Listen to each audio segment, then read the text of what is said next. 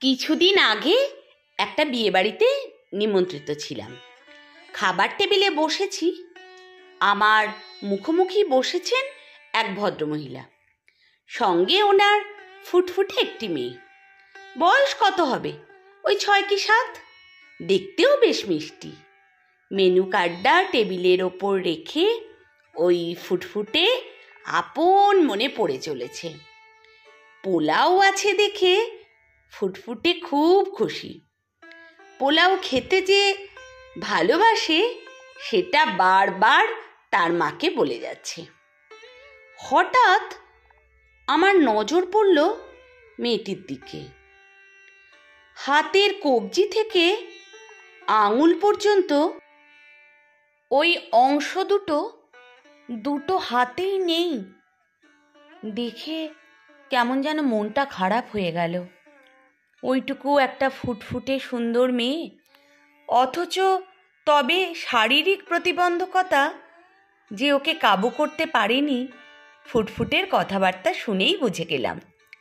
আর 5টা বাচ্চার মতোই একদম স্বাভাবিক। যাই হোক, খাওয়া দাওয়া চলছে। মেয়েটির মা মেয়েটিকে খাইয়ে দিচ্ছে এবং নিজেও খাচ্ছে। আর ফুটফুটেও বেশ আনন্দ সহকারে খেয়ে চলেছে। নানান কথাবার্তায় ততক্ষণে সবার নজর কেড়েছে ওই ফুটফুটে। হঠাৎ পাশের টেবিল থেকে অন্য একজন মহিলা বলে উঠলেন, আপনার মেয়ে কি জন্ম থেকেই বিকলাঙ্গ? হ্যাঁ, জন্ম থেকেই। কথাটা বলে সেভাবে আর পাত্তা দিলেন না মা। অপরদিকে ওই ভদ্রমহিলা উসকুস করছিলেন আরও কিছু বলার, সেভাবে সুযোগটা হচ্ছিল না। ফুটফুটের পাকা পাকা কথায় আশেপাশের সকলেই বেশ আনন্দ উপভোগ করছে। খাওয়া দাওয়া তখন শেষের পথে। শেষ পাতে আইসক্রিম আসতেই ফুটফুটে বলে উঠল, আমার কিন্তু 2টো চাই। ক্যাটারিংয়ের ছেলেটিও হেসে বলল, এমন লক্ষ্মী মেয়েকে 2টো আইসক্রিম না দিয়ে পারি? ফুটফুটে তখন 2টো আইসক্রিম পেয়ে দারুণ খুশি। মা বলল, সোনা মা ওঠো, বাইরে বেরিয়ে আইসক্রিম খাবে। খাওয়া দাওয়া শেষ করে পানের স্টল থেকে একটা পান নিয়ে আমি বেরিয়ে আসছি। দেখি ফুটফুটে আইসক্রিম খাচ্ছে আর মা খাইয়ে দিচ্ছেন।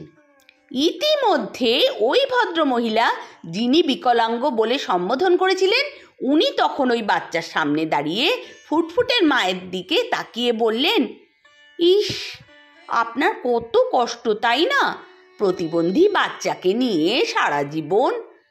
পুরো কথাটা শেষ করতে না দিয়েই মেয়েটির মা বলে উঠল, আমার তো কোনো কষ্ট নেই, আমি তো মা। মায়েদের 2টো হাত থাকলেও মায়েরা কিন্তু 10 হাতে সব সামলাতে পারে। আমি বরং বেশ খুশি আমার মেয়ের হাত না থাকতে পারে। ঈশ্বর 2টো শক্ত সামর্থ্য পা দিয়েছেন। সুস্থ মানুষের 2টো হাত আর 2টো পা থেকেও জানা পারে, আমার মেয়ে বোধহয় তার থেকে বেশি পারে।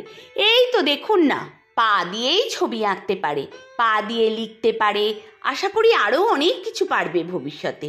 সবে তো 6 বছর বয়স ওর। মেয়েরা পারে না এমন কিছু আছে? মেয়েরা তো মায়ের রূপ, সমস্ত প্রতিবন্ধকতাকে দূরে সরিয়ে দিয়ে সব কিছু জয় করতে পারে। আপনারা আশীর্বাদ করুন, ও যেন জীবনে এগিয়ে যেতে পারে। আর জানেন তো, আমার মেয়ের জন্য আমার ভীষণ গর্ব হয়। ওর জন্যই তো আমি মা ডাক শুনতে পাই। ও আমাকে আমার মাতৃত্বের জন্ম দিয়েছে। আমাকে যে আমার সবটুকু দিয়ে পারতে হবে ওর জন্য।